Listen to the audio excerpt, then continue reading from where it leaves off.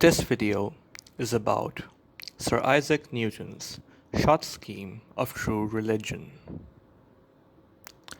Sir Isaac Newton was a well-known physicist, and I will not waste any time introducing him. However, what is not popular today is the fact that he was a theologian. In fact, most of the time that he spent was doing theological work.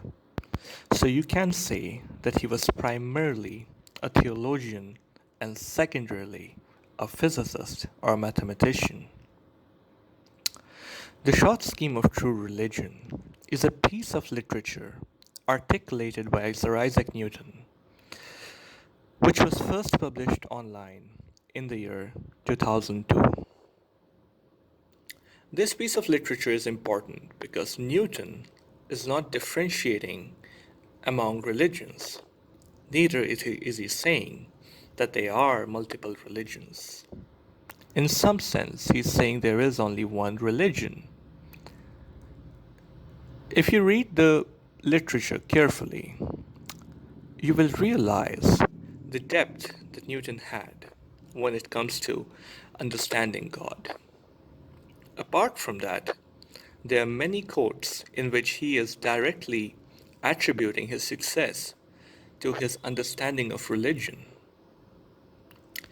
This is a video among many videos which slowly but quietly and peacefully explains what he had done. The short scheme of true religion starts by saying religion is partly fundamental and immutable, and partly circumstantial and mutable. This is the first sentence. It is very important because Newton is suggesting that there are certain parts of religion which are rigid, which are strict, and you cannot do a liberal interpretation.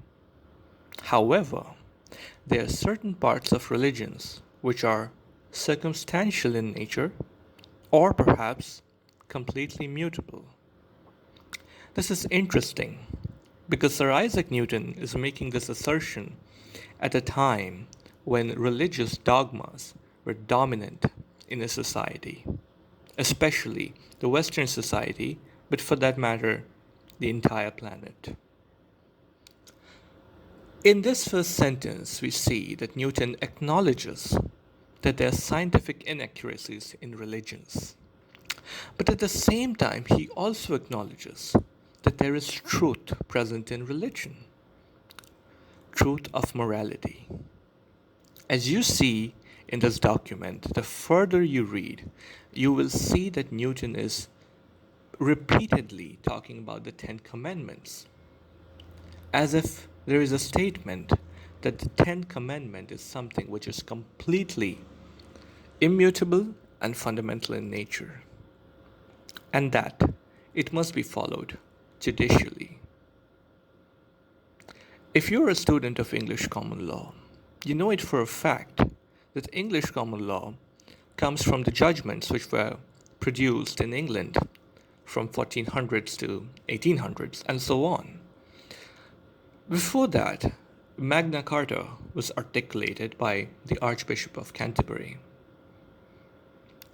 And those were inspirations from a Judeo-Christian theological aspects of God and reality. But before that, we see the influence of Ten Commandments and how all the commandments, in some sense, are codified into laws today. In this video series, we will discuss about all those aspects. But our emphasis will be to try to understand the deeper meanings of what Sir Isaac Newton was talking about.